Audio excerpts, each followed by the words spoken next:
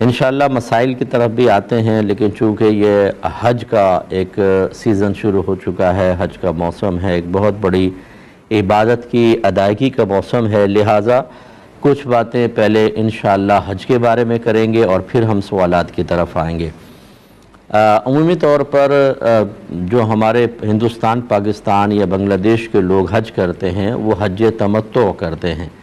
ویسے تو حج کی 3 قسمیں ہوتی ہیں، ایک حج قران ہے، ایک حج تمتع ہے، ایک حج افراد ہے، لیکن زیادہ تر حج تمتع کرتے ہیں۔ حج قران میں کیا ہوتا ہے کہ حج اور عمرے کا احرام ایک ساتھ باندھا جاتا ہے، یعنی دونوں کی نیت ایک ساتھ کی جاتی ہے، اور عمرہ کی ادائیگی کے بعد پھر انسان احرام کی پابندی سے باہر نہیں نکلتا، اسی احرام میں وہ حج ادا کرتا ہے۔ اور حج تمتع میں بینیفٹ یہ ہوتا ہے کہ پہلے آپ صرف عمرے کا احرام پہنتے ہیں، عمرہ کرتے ہیں، عمرے کے بعد حلق وغیرہ کرا کے فارغ ہو جاتے ہیں، اور پھر 8 ذی الحجہ کو حج کا احرام دوبارہ باندھتے ہیں۔ تو یہ اگر فرض کر لیں کہ آپ 1 یا 2 ذی الحجہ کو پہنچے تو 8 تک کے جو درمیان کے دن ہیں وہ پھر آپ نارمل حالت میں گزار سکتے ہیں، جبکہ حج قران والا ان 6-7 دنوں کو بھی احرام کی تمام تر پابندیوں کے ساتھ گزارنے پر مجبور ہے۔ اور تیسرا حج افراد ہوتا ہے کہ جس میں صرف حج کا احرام پہنا جاتا ہے، اس میں عمرے وغیرہ کی نیت نہیں کی جاتی، لیکن اکثر جو ہے وہ حج تمتع کرتے ہیں، یعنی پہلے عمرے کا احرام پہنتے ہیں اور پھر جا کر عمرہ کی ادائیگی کے بعد حلق وغیرہ کرا کے پابندی سے باہر ہو کر 8 ذی الحجہ کو دوبارہ احرام پہنتے ہیں، جو آپ کے لیے آسانی ہو۔ چند چیزیں ذرا امپورٹنٹ ہوتی ہیں۔ پہلی بات تو یہ کہ آپ کی فلائٹ پہلے کہاں جا رہی ہے، اس کا ذرا تعین ضروری ہوتا ہے۔ اگر آپ کی فلائٹ پہلے مدینہ منورہ جائے گی، یعنی آپ پہلے مدینہ منورہ جائیں گے، چاہے فلائٹ پہلے جدہ جائے اور جدہ سے آپ مدینہ جا رہے ہیں،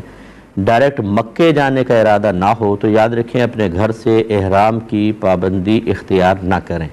آپ بالکل نارمل کپڑوں میں آئیں، وہاں جدہ اتریں، جدہ اتر کے اگرچہ آپ نے میقات کراس کیا ہے، لیکن چونکہ آپ کا ارادہ براہ راست مکہ جانے کا نہیں ہے، اس لیے احرام کی پابندی لازم نہیں ہے۔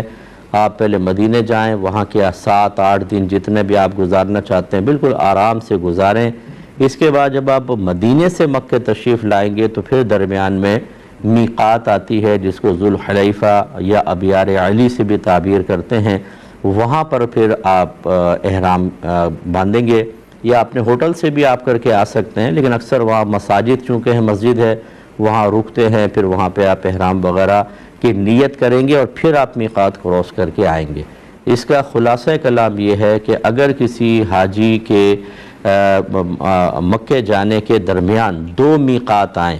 تو افضل ہے کہ پہلی میقات سے ہی احرام پہن لیں، اور زیادہ آسانی اس میں ہے کہ پہلی کو چھوڑ دے، اگلی والی میقات سے پہلے احرام پہن لے تو اس کے لیے آسانی ہوگی، کیونکہ اگر آپ پہلے سے پہن لیں تو 7-8 دن آپ کو مدینے کے مکمل احرام کی پابندیوں کے ساتھ لگیں گے، اور یہ بہت ہی مسئلہ ہوتا ہے، ہر ایک پابندی برداشت کر نہیں سکتا۔ یاد رکھیں کہ جب بھی آپ احرام کی نیت کریں گے تو تلبیہ اس کے لیے شرط ہوتی ہے،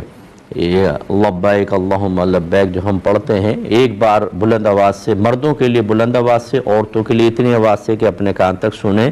یہ احرام کی حالت میں آنے کے لیے انتہائی ضروری ہے، ورنہ آپ کا احرام صحیح نہیں ہوگا۔